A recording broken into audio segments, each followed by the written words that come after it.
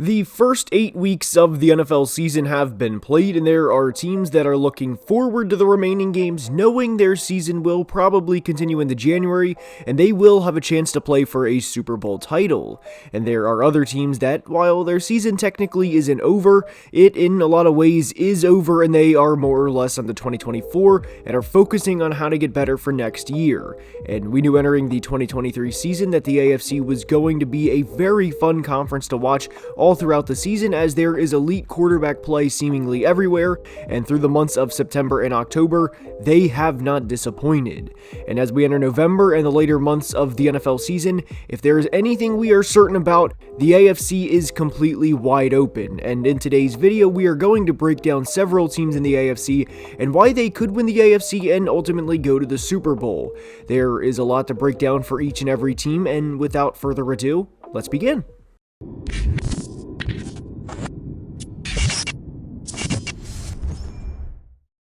And we are starting today's video by discussing the Miami Dolphins. The Dolphins are a very fun team to watch, and they are currently the number 2 seed in the AFC with a record of 6-2 through 8 games. They are also the highest scoring offense in the NFL, and when you put up 70 points in a single game, that's going to skew the average in a big way.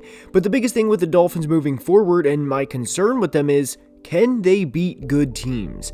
That's going to be the question they have to answer throughout the rest of the 2023 season, and the good news for them is they'll have 4 big tests to be able to achieve this. They play Kansas City in Week 9 in Germany, and in the final 3 weeks of the year, they play the Cowboys, Ravens, and Bills. And we know none of these games are going to be easy, as they wouldn't be easy for whoever you think the best team in the league is, but in the 2 big tests they've had so far, which were road games in Buffalo and Philadelphia, they've been outscored by a combined 79-37. And I love head coach Mike McDaniel and would be one of the first to go to bat for him, but this is something worth noting. This isn't the Broncos, Giants, or Panthers, where you're playing teams that will probably all finish with top 10 draft picks and running the score up on them. These are the teams that you will be playing in January when it matters most. And when Miami has played these 3 teams, Denver, New York, and Carolina, they have outscored them by a cumulative 143-57. But there's a big difference between putting up 70 on the Broncos and playing the Eagles at the Link. They have a quarterback in the MVP conversation, and they have not one but 2 of the most dynamic receivers in all of football in Tyreek Hill and Jalen Waddle, but how will they perform in these games moving forward? To be completely honest, I think they will lose against the Chiefs in Germany, and it's due in some part to how good Kansas City's defense is. This will be Tyreek's first game against Kansas City, and I do think he will, quote-unquote, get his, but I think the Chiefs will leave Germany with a win, which would mean the Dolphins would enter their Week 10 bye with 3 losses to teams that could all go to the Super Bowl. Next up is the Jacksonville Jaguars, who are also 6-2 on the year and are top 10 in both offensive scoring and defensive scoring, as they rank exactly 10th in each of those categories. Out of the teams discussed in today's video, I think the Jags are the team with the least amount of buzz or belief from the public, as the general perception around this team is essentially, yeah, they're good, but they're young and they're not ready to be up there with the elite teams yet, and they would point to a game against the Chiefs in Week 2, in which they lost 17-9. But since losing to the Texans in Week 3 with the score of 37-17, they have won 5 straight games, and out of the remaining games they have, their schedule could be a hell of a lot harder than it is. And it is also worth noting they beat the Bills during this 5-game win streak. But out of the remaining games they have, yes, they play teams like the Bengals, Ravens, and 49ers, but they play them at home. Their final 4 road games are in Houston, Cleveland, Tampa, and Tennessee, and I don't want to discredit any of those teams and act like they are easy wins, as again, Houston did beat this team by 20 points back in Week 3, but the road schedule could be, again, a hell of a lot harder than it is. Given the Jags already have 6 wins, I wouldn't be surprised at all with the remaining schedule they have if they finish the year with 12 or 13 wins and were one of the top 2 seeds in the AFC. Now, I will be honest, honest here. I don't think they are a top 2 team in the AFC, but a top 2 record in this conference is not unrealistic for them. I have my concerns with the Jags' passing defense as they are 31st in passing yards allowed, and I worry if they get into a game like they did against Houston, where they lose the turnover battle and cannot overcome their mistakes, a team like Kansas City or Cincinnati could run it up pretty quickly. But what I will say positively about the Jags' defense is despite them allowing the 31st most passing yards, they are first in turnovers forced, and they are top 5 in rushing defense as teams really try to avoid running the ball against them because they know their better bet is to throw the ball against this defense. This team is also 23rd in turnovers offensively and has turned the ball over in every game but one, so with the Jags being 6-2 and playing sloppy at times offensively, this team is a lot more ferocious than the media makes them out to be. From the Sunshine State to the Old Lion State to discuss the Baltimore Ravens. The Ravens are 6-2 on the year, and their only losses are to the Colts and Steelers, and in both games, they beat themselves. At their best, this team is easily a team that could win the Super Bowl, but the Ravens have a tendency to play down to the competition, which is very frustrating to the fan base because as we've seen, like when they kicked the shit out of the Lions, they are one of the best teams in all of football. They beat the Cardinals in Week 8 with a score of 31-24, and I know some people probably thought it was going to be an easy win for the Ravens, but I thought this was a classic trap game, or at least a game against a team they wouldn't beat them by as much as you'd think. The Ravens are top 7 in both scoring offensively and defensively, and as the kids say today, they are top 2 and not 2 in scoring defensively, allowing just 15.1 points per game. They run the ball extremely well, which is due in large part to the former MVP winning quarterback Lamar Jackson, and due in some part to offensive coordinator Todd Monken too. They spread the field out and make sure the defense has to cover every blade of grass, because if they don't, well, that's where they will attack you. They rank 5th highest in shotgun formation on first down at 70%, and when you have as unique of an offensive weapon at quarterback in Lamar Jackson, it's already hard enough to stop this team once, let alone consistently, and the Ravens are very good at playing complementary football.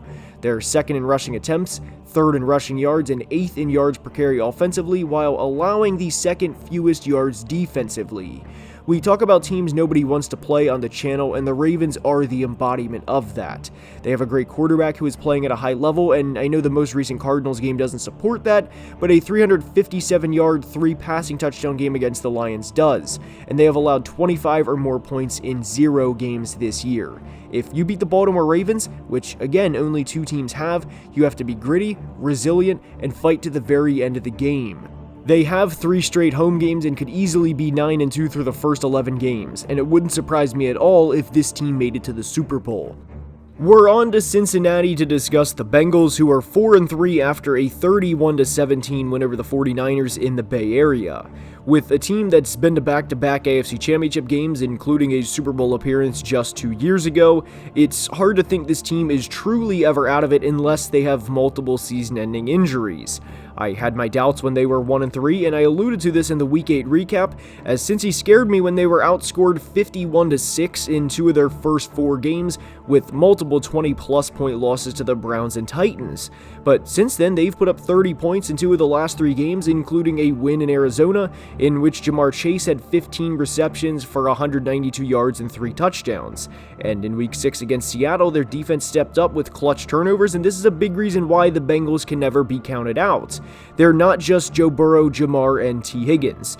Lou Anarumo is a great defensive coordinator, and sure, the Bengals' defensive rankings aren't the best at the moment, as allowing 400 yards to the Titans, Ravens, and even 49ers in Week 8 will do that, but over the past 2 years, it seems nobody makes a play when they need it more than the Cincinnati Bengals. I truly think this is the definition of a team that is down but not out in every game, and like we will soon discuss with the Chiefs, every team has bad games. Period. The Bengals had 2 bad games against Cleveland and Tennessee, and they still have their work cut out for them, but I would be kind of surprised if this team makes the Super Bowl, and it's not because I doubt Joe Burrow or anything like that.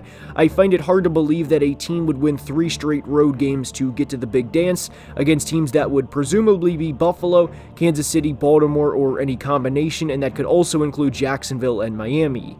This applies to the Ravens, Dolphins, and Bills too, but the path to getting to the Super Bowl starts with winning the division, and that's a big reason why the AFC is so wide open right now. The seedings can change at the drop of a hat, and since he has several tough games down the stretch of the season, the remaining schedule is brutal, and I would be surprised if this team makes it back to the big dance. Next up is the Buffalo Bills, who are 5-3 on the year and are currently 4th in points per game offensively and 3rd in points per game defensively. Like we said with the Ravens, when this team is on, they're one of the best in all of football, and we saw that in weeks 2 through 4 as they put up 3 straight games of 37 or more points, including a 48-20 win over the Dolphins. But since they're 2-2, including a loss to the Patriots, and about as ugly of a win as you're ever going to have in a Sunday night game over the Giants. A win is a win, but what concerns me with the Bills, and this is a concern I've had for a while now, but which Josh Allen is going to show up. Guys, there's games where Josh goes out and he looks like one of the best quarterbacks in NFL history. He's efficient, he's smooth, and there's games like the Raiders or Dolphins where the ball hardly touches the grass. He'll go out and complete over 80% of his passes, throw for over 300 yards and 3 touchdowns, sometimes 4 touchdowns, and the Bills will cruise to a 2 or 3 score victory. And even in that Miami game, Josh had a perfect passer rating of 158.3. But since he's thrown an interception in every game and is currently tied with several players, including Patrick Mahomes, for leading the league in interceptions with 8. One other concern I have with the Bills, aside from health of course, as that applies to every team, is getting offensive weapons not named Stephon Diggs more involved. I want to credit them in a big way for doing this in their most recent game against the Bucs, as they had 4 players catch 5 or more passes, including first-round pick Dalton Kincaid and 2022 fifth-round pick Khalil Shakir. Having a guy like Diggs makes everyone's job easier, and if the Bills can capitalize on this more often, they could easily go to the Super Bowl for the first time in the Josh Allen era. When this team is at their best, like we saw from weeks 2 through 4, they are a juggernaut, and for Buffalo, it's about getting that team to play more consistent rather than the team we've seen over the past 4 games. Next up is the Kansas City Chiefs, the same team that just lost to the Broncos by 15 points. Now, I'm not overreacting and saying they're done or anything crazy, and in a lot of ways, I think they're just getting started. This team has not played great offensively, and certainly not to the level we're used to from the Chiefs. They're 12th in points per game, and that kind of surprised me that they are that high in points per game, but I do have a big concern with this team. We mentioned it with the Bills, and it applies even more to the Chiefs. Who is next up in the receiving game after number 87? I know Rashee Rice has kind of been the second option in the offense, but that does not mean he's a great player, and the Chiefs' lack of weapons scare me down the stretch. Ultimately, it's hard to bet against Big Red, Patrick Mahomes, and Travis Kelce because more often than not, they figure it out. But let's call it what it is. This Chiefs team is nowhere close to where they were in years past, and this Chiefs team is, in a lot of ways, getting carried by their defense. Kansas City is 6-2, and nobody is surprised by that, but they're 0-2 in games where they've allowed 20 or more points, and I understand the defense didn't exactly allow a true 21 points to the Lions in week 1, as Kadarius Toney had a ball bounce right into Brian Branch's arms for a pick 6. But the offense right now is ugly, and the glass half full approach with the Chiefs is they've committed 16 turnovers in the first 8 games of the year, including 5 in the Denver game alone, and at some point the turnovers will level out. The Chiefs haven't won 2 Super Bowls by accident in the past 4 years, and they didn't do it by being ranked 30th in turnovers. They have a -4 turnover margin at the moment, and this video is being released on the day of the trade deadline, and I truly believe they need to make a call for a receiver now more than ever, because this offense is a lot of Patrick and Travis playing backyard football and bailing the rest of the skill position players out. Sky Moore has been an absolute bust of a second-round pick, and the Kadarius Toney trade, while I liked the risk they took, it certainly didn't work out either. Their top 3 receivers are Rashee Rice, Justin Watson, and Marquez Valdes-Scantling. The Chiefs' defense is what's going to save this team because the offensive skill players outside of Travis Kelce are, at the moment, well, not great. And unless they trade for a receiver, I would be kind of surprised if this team gets back to the big game. I hope you enjoyed today's video, and if you did, please like and subscribe, as only about 26% of people watching are subscribed and is very much appreciated. Until the next video, please be safe and have a great day. Love you guys.